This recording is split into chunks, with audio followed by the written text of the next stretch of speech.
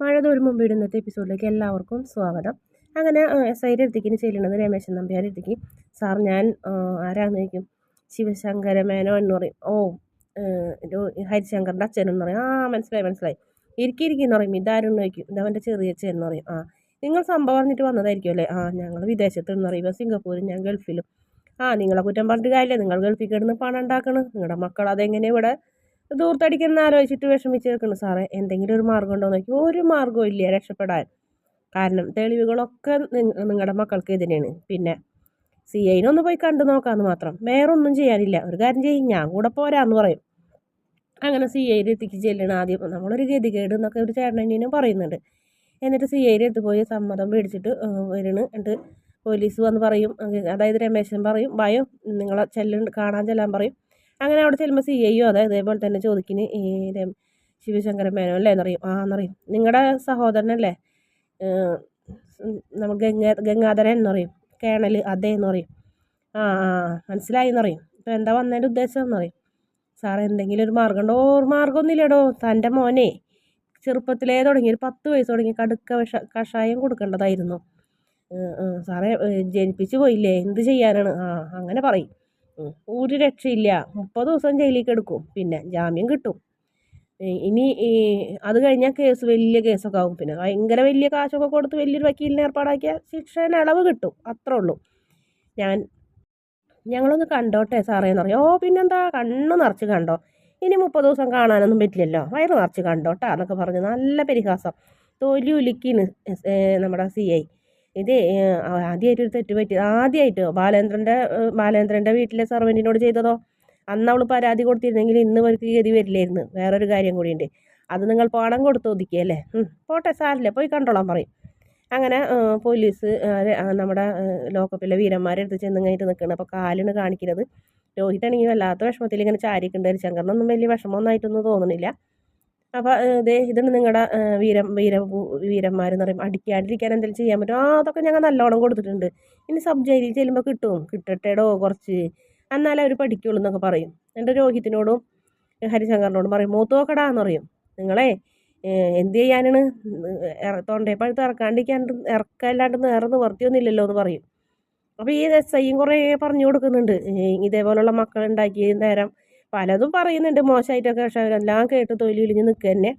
എന്നിട്ട് പറയുന്നുണ്ട് ഏതൊരു തെറ്റിനും, അതായത് പിടിച്ചുപറിയോ കൊലപാതകം ഏതിനും 1% മാന്യതയുണ്ട്, പക്ഷെ ബലാത്സംഗത്തിനില്ല എന്ന് പറയും.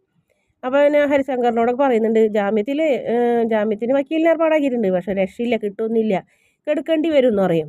എന്ത് ചെയ്യാനാണ്, നാണം കെട്ട് നാറി നാട്ടുകാരെ മുഖത്ത് നോക്കാൻ പറ്റണ്ടായി, കുടുംബക്കാർക്ക് മൊത്തം എന്നൊക്കെ പറയും. ഞങ്ങളെ ഹോസ്പിറ്റലിലേക്ക് ഒന്ന് പോട്ടെ എന്ന് രോഹിത്തിനോട് പറയും. അവിടെയില്ലേ ഒരു തന്തയും തള്ളയും കാലൊടിഞ്ഞും മറ്റാക്കും വന്നും കഴിഞ്ഞിട്ട് കിടക്കണത്, അവരെയും കൂടി ഒന്ന് പോയി കാണട്ടെ എന്ന് പറയും. അത് കേട്ടപ്പോൾ രോഹിത്തിന് ഇങ്ങനെ സങ്കടം സഹിക്കാൻ പറ്റില്ല. രോഹിത് ഇങ്ങനെ ഭയങ്കരമായിട്ട് കരയുന്നുണ്ട്. പിന്നെ വൈജയനെയാണ് കാണിക്കുന്നത്. അപ്പോൾ വൈജയൻ്റെ അടുത്തേക്ക് ചെല്ലണ് നമ്മുടെ നേഴ്സ് ഉണ്ട്. മാഡം 2 പേര് കാണാൻ വേണ്ടിയിട്ടുണ്ട്, ആരാണെന്ന് ചോദിക്കും. സഹോദരങ്ങൾ എന്ന് പറയുന്ന വരാൻ പറയും എന്ന് പറയും. അങ്ങനെ അവരകത്തേക്ക് വരും. നിങ്ങളെ വെയിറ്റ് ചെയ്തിരിക്കുകയായിരുന്നു എന്ന് പറയും. അപ്പം അതിൻ്റെ കുറച്ച് നേരം ഇങ്ങനെ മുഖമൊക്കെ നോക്കിയിരിക്കും. അപ്പം പറയും, എന്തൊക്കെയാണ് ചേട്ടാ ശിവേട്ടാ ഞാൻ ഈ കേൾക്കണത്, ഇതിന് മാത്രം ഞാൻ എന്ത് തെറ്റ് ചെയ്തെന്ന് അറിയും. നീ ഒരു തെറ്റും ചെയ്തിട്ടില്ലേ എന്ന് ചോദിക്കും. ഞാൻ എന്നാ തെറ്റ് ചെയ്തതെന്ന് ചോദിക്കും. നീ ഈ കൈയും കാലോടിഞ്ഞത് നിൻ്റെ തെറ്റാണെന്ന് അറിയൂടി. രോഹിത് ഇപ്പോൾ ജയിലിൽ കിടക്കണത് അവൻ ചെയ്ത തെണ്ടിത്തരെന്ന് പറയും. ഞങ്ങൾ എന്നാ തെറ്റ് ചെയ്ത്, കൂടുതലൊന്നും പറയിപ്പിക്കേണ്ടെന്ന് പറയും. പിള്ളേരെന്തെങ്കിലും ഒരു കുരുത്തക്കേട് കാണിച്ചത് അത് ഇത്ര വല്ലാത്ത കുറ്റമാണോ എന്ന് ചോദിക്കും. അത് ശരി, അപ്പം നീ ആഗ്രയിൽ വെച്ച് കാണിച്ച തെണ്ടിത്തരം കുരുത്തക്കേട് കളിതമാശയാണല്ലേ ഡി എന്ന് ചോദിക്കും. നിങ്ങൾക്കല്ലെങ്കിൽ ഇപ്പം എന്നോട് ഇങ്ങനെയാണ്, എന്നെ ഇങ്ങനെയൊക്കെ പറയാനാണ് നിങ്ങൾക്ക് വായിൽ നാക്കുള്ളൂ എന്ന് പറയും. ശിവേട്ടാ ഇയാൾ ചേട്ടൻ പറയണൊന്നും കേൾക്കണ്ട, എൻ്റെ രോഹിനെ രക്ഷിക്കാൻ എന്തെങ്കിലും മാർഗ്ഗമുണ്ടോ? എത്ര പണം വേണമെങ്കിലും ഞാൻ തരാമെന്നറിയും. ഒരു രക്ഷയില്ല മോളെ. നമ്മളെ കുടുംബം മുഴുവൻ വിറ്റ് പറിക്കാനും അവർ രക്ഷപ്പെടില്ല. ഇപ്പം 30 ദിവസം ജയിലിൽ കിടക്കുള്ളൂ. അത് കഴിഞ്ഞിട്ട് ആ പെൺകുട്ടി മൊഴി മാറ്റി പറയണം. അത് നടക്കുന്ന കാര്യമല്ല, ഒരുപാട് തെളിവുകളുണ്ട് ഇവരുടെ ഇടയിലെന്ന് പറയും. അതിനുശേഷം വീണ്ടും ഇങ്ങനെ ദേഷ്യപ്പെടുന്ന് നമ്മുടെ രാജീവൻ. എത്ര പറഞ്ഞിട്ടും കാര്യമില്ല, എല്ലാവരും കണക്കാണ്. കമലേട്ടത്തി നീയും ഒരേപോലെയാണ് അറിയും. എല്ലാത്തിനും കാരണം അവളാണ്. അലീന ശരിയാണ്, അവളാണ്. അവളോട് ഇതേപോലത്തെ തെണ്ടിത്തരം ചെയ്തല്ല, അവളെ നല്ല പോലീസ് സ്റ്റേഷനിൽ കൊണ്ടുപോയിട്ടേ അവളും കൂടെ ഒപ്പിട്ട് കൊടുക്കായിരുന്നു. പിന്നെ നിൻ്റെ മോൻ പുറം ലോകം കാണില്ല എന്നറിയും. എടി നീ അലീനയുടെ കാല് പിടിച്ച ഒരു പക്ഷേ ആരെങ്കിലും രക്ഷപ്പെടും. അവളെ കാല് പിടിച്ചിട്ട് എൻ്റെ മോൻ രക്ഷപ്പെടണ്ട, അവിടെ ജയിലിൽ കിടന്നോട്ടെ എന്ന് പറയും. എന്നാൽ ശരി, ഞങ്ങളേ ബാലചന്ദ്രനെ ഒന്ന് കണ്ടിട്ട് വരാം. നിങ്ങളെന്തിനാ അയാളെ കാണാൻ പോകണം? അയാൾ നെഞ്ചത്ത് വേദന അഭിനയിച്ച് അവിടെ കള്ളത്തരം പറഞ്ഞ് കെടുക്കണമെന്ന് പറയും. നിന്നോട് കൂടുതലൊന്നും പറഞ്ഞിട്ട് കാര്യമില്ലടി, നീയും കമലേട്ടത്തിയും ഒരേ വരവെന്ന് അറിയുന്നു, വേരിനോടത്ത് വെച്ച് കാണാടി എന്ന് പറഞ്ഞ് ദേഷ്യപ്പെട്ട് രണ്ടാളും കൂടി പോയി. പിന്നീട് ബാലചന്ദ്രൻ്റെ അടുത്തേക്ക് അവർ പോകണ്. അപ്പോൾ ഇവർ പോകണ്ടെന്ന് പറഞ്ഞിട്ട് കേൾക്കണമെന്നില്ല. അതിനുശേഷം ബാലചന്ദ്രനോട് ചെന്ന് നേഴ്സ് പറയും, രണ്ടുപേർ കാണാൻ വന്നിട്ടുണ്ടെന്ന്. ആരും നോക്കി മാഡത്തിൻ്റെ സഹോദരങ്ങളെന്ന് പറയും. വരാൻ പറയുമെന്ന് പറയും. അതിനുശേഷം അത് പറയും, സംഭവങ്ങളൊക്കെ അറിഞ്ഞിട്ട് വന്നതാണല്ലേ എന്ന് ചോദിക്കും. അതേന്ന് പറയും. എന്തെങ്കിലും വല്ല മാർഗം ഉണ്ടോ എന്ന് ചോദിക്കും. ഒരു മാർഗവും ഇല്ല, പോലീസ് സ്റ്റേഷനിൽ പോയിട്ടുണ്ടെങ്കിൽ വരുന്നത് തൊലി ഒലിഞ്ഞു പോയി, എന്ത് ചെയ്യാനാണ്, സഹിക്കല്ലാണ്ട് നിവർത്തില്ലല്ലോ എന്ന് പറയും. ആരെങ്കിലും എന്തെങ്കിലും വല്ല പിടിപാടുണ്ടോ ശിവേട്ടാ എന്ന് ചോദിക്കും. ഒരു പിടിപാടും ഇല്ല, കമലല്ല ഒരു ബന്ധുണ്ട് രാഷ്ട്രീയത്തിൽ, പക്ഷേ ഇടതുപക്ഷം ആയതുകൊണ്ട് ഒന്നും ചെയ്യാനും പറ്റില്ല എന്ന് പറയും. ആണോ, പിന്നെ ഇപ്പം എന്താ ചെയ്യാന്ന് പറയും. ഒന്നും ചെയ്യാനില്ല, 30 ദിവസം കെടുക്കേണ്ടി വരും. കെടുക്കട്ടെ, അവിടെ കെടുക്കട്ടെ എന്ന് പറയും. ബാലചന്ദ്രൻ്റെ കെയർ ഓഫിൽ ആരെങ്കിലും ഉണ്ടോ എന്ന് ചോദിക്കും. എൻ്റെ കെയർ ഓഫിലൊന്നും ആരുമില്ല, ഉണ്ടെങ്കിൽ തന്നെ ഞാൻ ആരെടുത്തേക്കും പോകണില്ല, കാരണം കാല് പിടിക്കാൻ പോകണ്ട. രണ്ടമ്മമാർ വളർത്തിയതല്ലേ. കൊല്ലപ്പള്ളിയിലുണ്ടൊരു വിഷം കമല, കടപ്പാട്ടവരുണ്ടായിരുന്നൊരു വിഷം വൈജയന്തി, 2 അമ്മമാരും കൂടി വളർത്തി വഷളാക്കിയാണ് ഇപ്പോൾ എവിടെയാണ് കിടക്കണത്. നമ്മളവന്മാരെ പഠിപ്പിക്കാൻ കോളേജിലേക്ക് വിട്ട്, അവന്മാർക്ക് ജയിലിലെ കാര്യങ്ങൾ പഠിക്കാനായിരുന്നു ആഗ്രഹം അല്ലേ. നടക്കട്ടെ, അല്ലാതെ നമ്മളെന്ത് ചെയ്യാനാണ്. അവർ ഇനി എന്താ ഒരു മാർഗം അത് പറയും. ആകെ ഒരു മാർഗമുള്ളൂ, ഈ 30 ദിവസം കഴിയുമ്പോൾ ജാമ്യത്തിൽ ഇറക്കാം. അത് കഴിഞ്ഞിട്ട് കേസ് ഉണ്ടാവും. കേസ് ആ പെൺകുട്ടി, അതായത് പീഡനം നടന്ന പെൺകുട്ടി പറയണം. പീഡനം നടന്നിട്ടില്ല എന്ന് പറയാൻ പറ്റില്ല, മൊഴി മാറ്റി പറയണം. ആദ്യം അറിയണമെങ്കിൽ നമുക്ക് ഇവന്മാർ 10-50 ലക്ഷം രൂപ പെണ്ണിൻ്റെ വീട്ടിൽ കൊണ്ടുകൊടുത്തത് ഒതുക്കായിരുന്നു. അതെങ്ങനെ ഇത് കഴിഞ്ഞിട്ട് അവർ വന്ന് കിടന്നുറങ്ങിയില്ലേ റാസ്കൽസ് എന്നൊക്കെ ഇങ്ങനെ ശിവൻ പറയുന്നത്.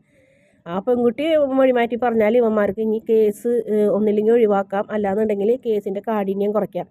അല്ലാതെ ഞാൻ നോക്കിയിട്ട് വേറൊരു മാർഗവും കാണുന്നില്ല.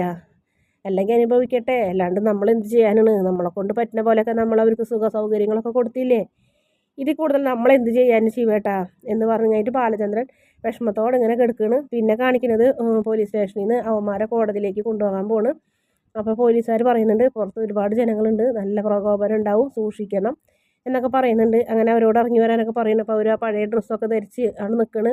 എല്ലാവരും കൂടെ എന്തൊക്കെ ഇങ്ങനെ കൊണ്ടുവരാനൊക്കെ ചോദിക്കുന്നുണ്ട്. അങ്ങനെ ഓരോരുത്തരായിട്ടൊക്കെ ഇറക്കുന്നുണ്ട്. അപ്പോൾ രോഹിത് മാത്രം ഇറങ്ങാൻ കൂട്ടാക്കണില്ല.